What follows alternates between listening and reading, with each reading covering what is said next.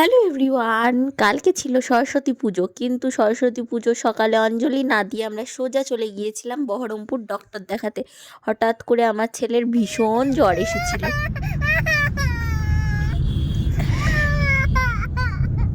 আর এই যে মিঠি রানী যেটা পাবে সেটা ধরেই টানাটানি করবে। এখানটায় জ্বরে ছেলেটা চিপসে বসে রয়েছে কেমন। ডক্টর দেখানো এখানে অলমোস্ট ডান, ওয়েট করছিলাম গাড়িটা কখন আসবে। তার মাঝে আমরা টুকটাক কিছু খাওয়া দাওয়া করে নিয়েছি। যেহেতু বহরমপুরে সৈকত আমার সাথে যেতে পারিনি, তাই আমি আর বোন দুজনেই চলে গিয়েছিলাম। আমি জানলাটা দিয়ে এত সুন্দর রোদ আসছিল, তার সাথে হালকা হাওয়া, আর এই হাওয়াতেই আমার পুরো ঠান্ডা লেগে গিয়েছে। আমার ভয়েসটা শুনে নিশ্চয়ই তোমরা বুঝতে পারছো। এখানটায় আমার জামাই চকলেটের দাগ লাগিয়ে দিয়েছে কেমন ছেলেটা। আর ওকে তো আমি নাইট ড্রেস পরিয়ে নিয়েই চলে গিয়েছিলাম। সকালে তাড়াতাড়ি ঘুম থেকে উঠতে পারছিল না, নাইট ড্রেসের পর সোয়েটার পরিয়ে নিয়ে চলে গিয়েছি। আর এখানটায় দেখো বাড়িতে এসে ফ্রেশ হয়ে মিঠিকে ঘুম পাড়িয়ে ওকে রেডি করছিলাম। এখানটায় একটা ছোট্ট ক্লে আর্ট করেছে, মাউন্টেন টাইপস কিছু। তো কেমন হয়েছে তোমরা অবশ্যই জানাবে। ছেলেকে এখানে সুন্দর করে পাঞ্জাবি পরিয়ে রেডি করিয়ে নিয়ে চলে গিয়েছিলাম মন্দিরে। সরস্বতী পুজোর দিন আমার অনেক ইচ্ছে ছিল শাড়ি পরবো, কিন্তু প্রচুর ক্লান্ত ছিলাম আমি।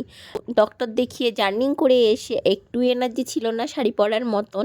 দর্শন করলাম, প্রণাম করলাম, আর ওইদিকে রাধা গোবিন্দ শয়নের সময় হয়ে গিয়েছিল, সেই জন্য তখন প্রায় 2টো। এদিকে বাড়িতে এসে দেখি মিঠি রানী উঠে পড়েছে, ওকে আবার রেডি করে নিয়ে চলে গিয়েছিলাম মন্দিরে।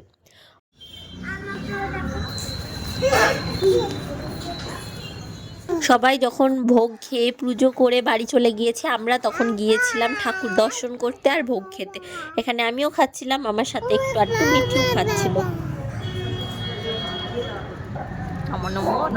এখানটায় আমি ভেবেছিলাম দুজনের একসাথে অনেকগুলো ছবি তুলবো, কিন্তু না, আমার মেয়ে তো বসতেই জানে না, ও এদিক ওদিক লাফালাফি করে বেড়াচ্ছে, ওকে ধরতেই পারছি। আমার মেয়ের তো স্থিরতাই নেই, ছবি কোনো মতে তুলতে পারিনি, ওর জন্য ভিডিওটাই ঠিক আছে। আমার মেয়ে খুব ভালো মতন জানে যে ঠাকুরের কাছে গেলে হরে কৃষ্ণ জয় নিতাই করতে হয়, তো সুন্দরভাবে নিজে থেকেই পুরোটা করছে, কি সুন্দর।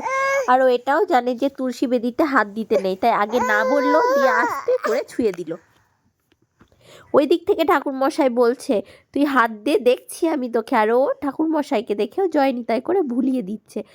আর এই যে ছেলেটা সাপ দিয়ে মাদেরকে কেমন ভয় দেখাচ্ছে। তুই মাটি ঘাটছিস? কৃষ্ণ ঠাকুর মাটি ঘাটতে বসে পড়েছে। এখানে মিঠি রানী নিজের মতন করে মাটি ঘাটছিল। এরপর ওর পাপাকে ডাকা হয়েছিল বকার জন্য, কিন্তু না বকে ঘুড়ি উল্টে কোলে নিয়ে আদর করছে।